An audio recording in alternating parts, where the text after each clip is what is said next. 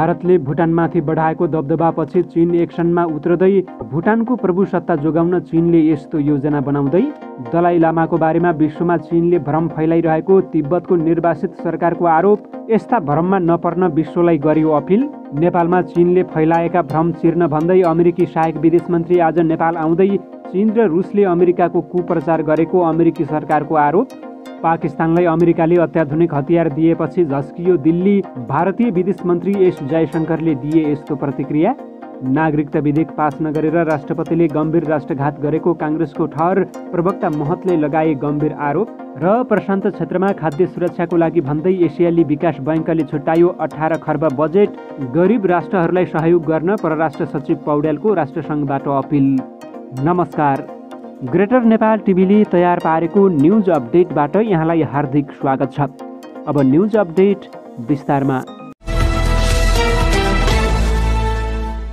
भारतले भुटानमा जमाएको असाधारण नियन्त्रण र दबदबाका कारण आफ्नो उत्तरी छिमेकी चीन र राष्ट्रसङ्घ सुरक्षा परिषदका स्थायी सदस्य मुलुकसँग उसले कूटनीतिक सम्बन्ध स्थापना गर्न पाएको छैन। असमान सन्धिहरू मार्फत भुटानको कूटनीतिक सार्वभौमसत्ता र राष्ट्रिय प्रतिरक्षामा भारतले गम्भीर अतिक्रमण गरिरहेको अवस्था छ।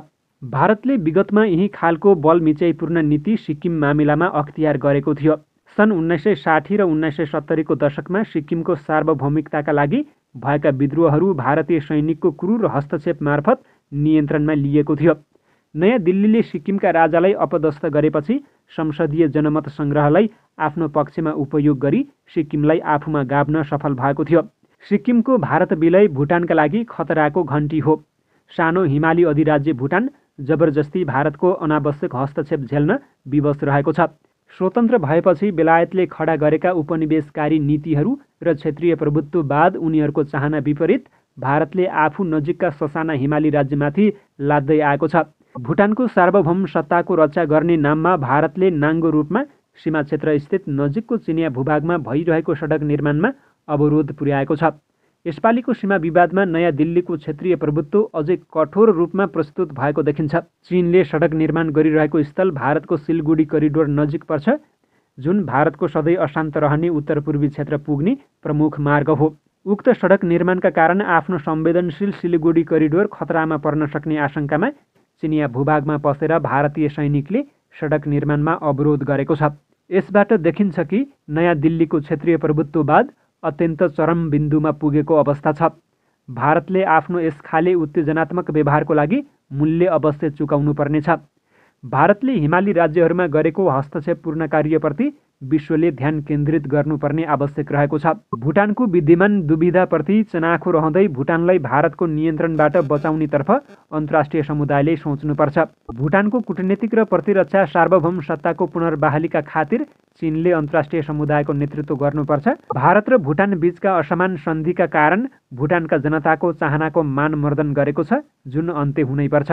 भुटानसँग सक्दो चाँडो कूटनीतिक सम्बन्ध स्थापनाका लागि चीनका तर्फबाट अझ बढी प्रयत्न हुन आवश्यक रहेको छ। त्यस्तै बेजिङले सिक्किम बारेको आफ्नो पूर्ववत धारणामा पुनर्विचार गर्नुपर्छ।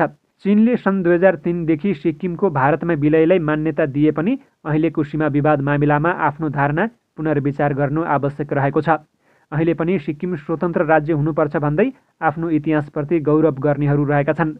उनीहरू बाहिरी विश्व दुनियाँले सिक्किमलाई कसरी हेर्छ भनेर संवेदनशील छन्। चिनिया समाजमा जबसम्म सिक्किम स्वतन्त्रताको समर्थक आवाज रहन्छ, तबसम्म सिक्किम स्वतन्त्रताका हिमायतीको आन्दोलन फैलिन्छ र दन्किरहन्छ।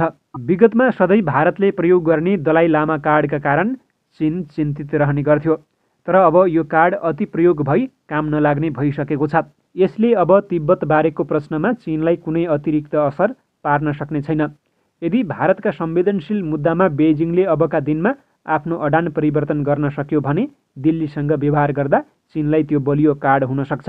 केही निश्चित शर्तहरूमा भुटान र सिक्किममा भारत विरोधी घटनाहरू देखिन सक्नेछन्, जसले भारतको पहिलेदेखि नै अस्थिर उत्तर पूर्वी क्षेत्र र दक्षिणी हिमाली भू राजनीतिको पुनर्लेखनको मुद्दालाई नै नकारात्मक असर पार्नेछ।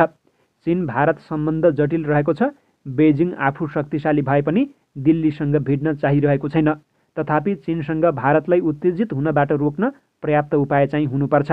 भुटान चीन भारत सीमा बिन्दु डोक्लाम क्षेत्रको सार्वभौमिकताबारे तीन देशबीच तीव्र सीमा विवाद जारी रहेका बेला बेजिङबाट प्रकाशित हुने चिनिया कम्युनिस्ट पार्टीको मुखपत्र ग्लोबल टाइम्समा बिहिबार प्रकाशित सम्पादकीयको नेपाली अनुवाद हामीले प्रस्तुत गरेका हौं। निर्वासनमा रहेको तिब्बत सरकारले 14औं दलाइ लामाको पुनर्जन्मबारे चीनले भ्रम फैलाइरहेको आरोप लगाएको छ। केन्द्रीय तिब्बती प्रशासन सीटीएले विज्ञप्ति जारी गर्दै दलाइ लामाको पुनर्जन्मबारे चीनले भ्रम फैलाइरहेको आरोप लगाएको हो। सीटीएले सार्वजनिक गरेको विज्ञप्तिमा सन् 2007 यता तिब्बती बौद्ध धर्ममा पुनर्जन्मबारे नयाँ नीति अघि सारेर चीनले दलाइ लामाको पुनर्जन्मलाई आफ्नो राजनीतिक स्वार्थसँग जोडेको आरोप लगाएको छ। यस्तै सीटीएले चिनिया कम्युनिस्ट पार्टीका अधिकारीहरूले तिब्बती बौद्ध धर्ममा पुनर्जन्म प्रक्रियाबारे भ्रामक प्रचार गरेको समेत आरोप लगाएको छ। दलाइ लामाले आफू 113 वर्षसम्म बाँचिरहने बताएको अवस्थामा तिब्बती परम्परा अनुसार पुनर्जन्ममा विश्वास नराख्ने कुनै पनि पक्षले यसबारे हस्तक्षेप गर्न नहुने सीटीएले जनाएको छ। लामा टुल्कुहरूको पुनर्जन्म तिब्बती बौद्ध परम्पराको मौलिक पद्धति हो, विज्ञप्तिमा भनिएको छ। यसका लागि विगत र भविष्यको जीवनप्रति विश्वास रहेको हुनु जरुरी रहेको छ। यसबाहेक सीटीएले आफ्नो पुनर्जन्म र उत्तराधिकारीबारे दलाइ लामाको व्यक्तिगत निर्णय नै सर्वोपरि हुने समेत जनाएको छ।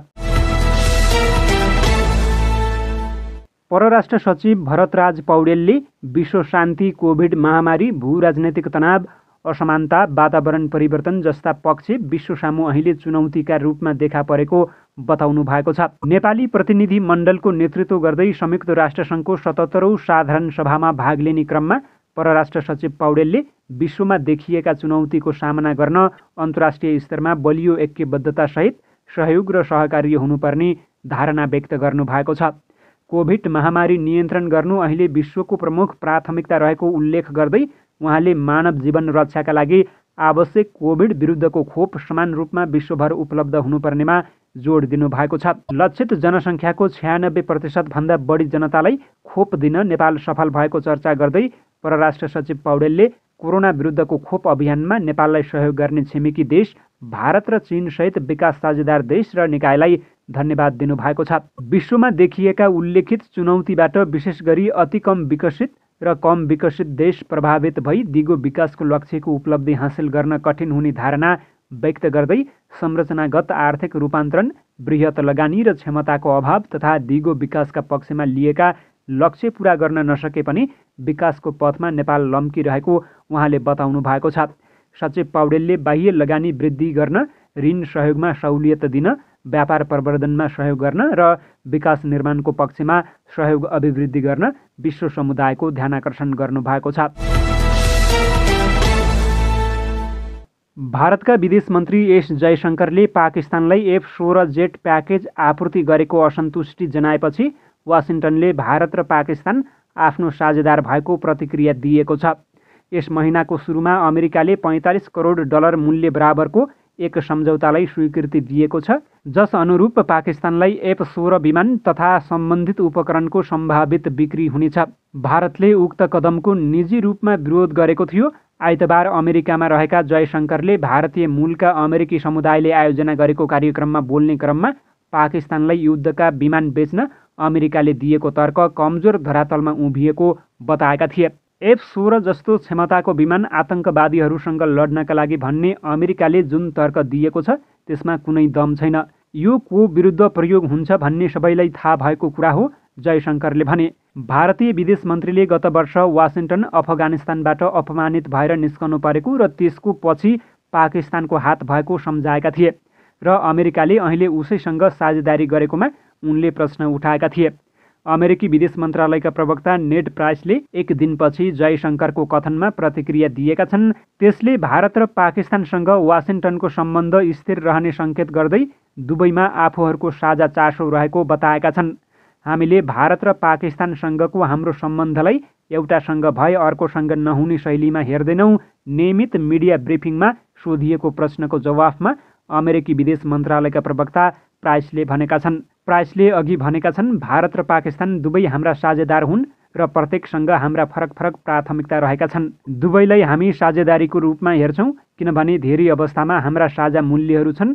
धेरै अवस्थामा हाम्रा साझा हित जोडिएका छन्। अमेरिकाले भारत र पाकिस्तान बीच राम्रो सम्बन्ध भएको हेर्न चाहेको पनि प्राइसले बताएका छन्।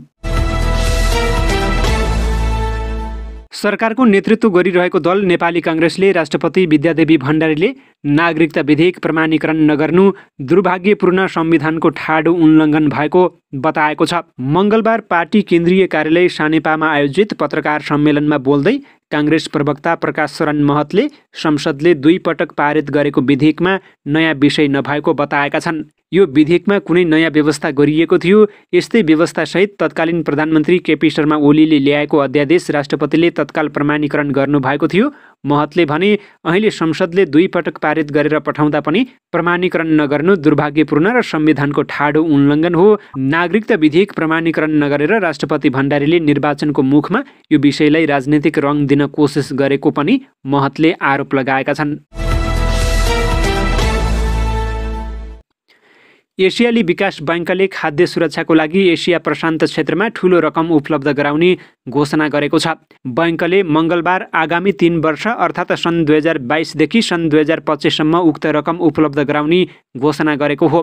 हुन सक्ने खाद्य सङ्कटलाई कम गर्न र खाद्य सुरक्षा बढाउनको लागि 24 अर्ब डलर अर्थात् 18 खर्ब 20 अर्ब रुपैयाँ बराबरको रकम घोषणा गरिएको छ। जैविक विविधता र जलवायु परिवर्तनबाट हुने हानिलाई न्यूनीकरण गर्न यो रकम खर्च गरिने एडिबीले जनाएको छ। खाद्यान्नको मूल्य श्रृङ्खलामा आएको परिवर्तनले ठूलो मात्रामा मानिसको आहारामा समस्या आउने भन्दै कृषि सामग्री, खाद्य उत्पादन र वितरण, सामाजिक सुरक्षा, जलस्रोत व्यवस्थापन, स्वास्थ्य र शिक्षा जस्ता खाद्य सुरक्षासँग जोडिएका क्षेत्रमा लगानी गर्ने उल्लेख गरिएको छ। एडिबीको 55औं वार्षिक बैठकमा बोल्दै एसियाली क्षेत्रमा गरिबीको सङ्कट बढ्न नदिनको लागि यस्तो प्याकेज घोषणा गरिएको एडिबीको 55औं वार्षिक बैठकमा बोल्दै एडिबीका अध्यक्षले बताएका छन्। कार्यवाहक अमेरिकी सहायक विदेश मन्त्री एलिजाबेथ कनेडी ट्रुडो आज नेपाल भ्रमणमा आउनी भएकी छन्। ट्रुडो विश्वव्यापी सार्वजनिक मामिला हेर्ने अमेरिकी सहायक विदेश मन्त्री हुन्।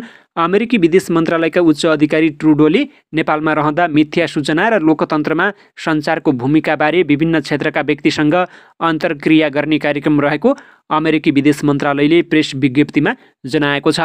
अमेरिकाले चीनले नेपालमा अमेरिकी परियोजना विरुद्ध भ्रमपूर्ण सूचना फैलाएको आरोप लगाइरहेको छ।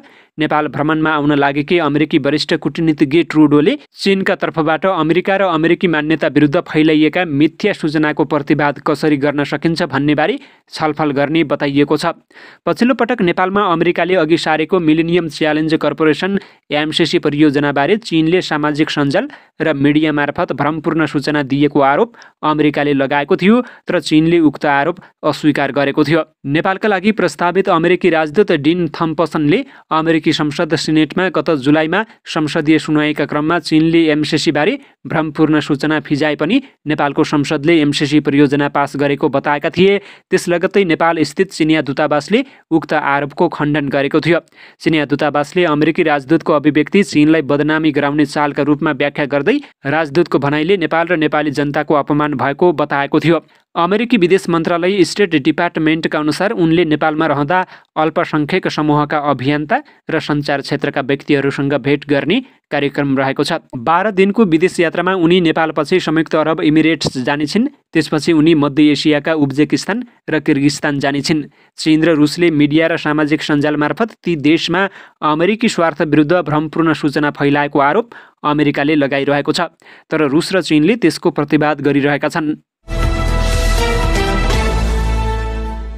यिनै खबरसँगै ग्रेटर नेपाल टिभीले तयार पारेको न्युज अपडेटको समय सकिएको छ। प्रत्येक पलका ताजा अपडेटको लागि हामी तपाईँको माझमा छौँ। नमस्कार।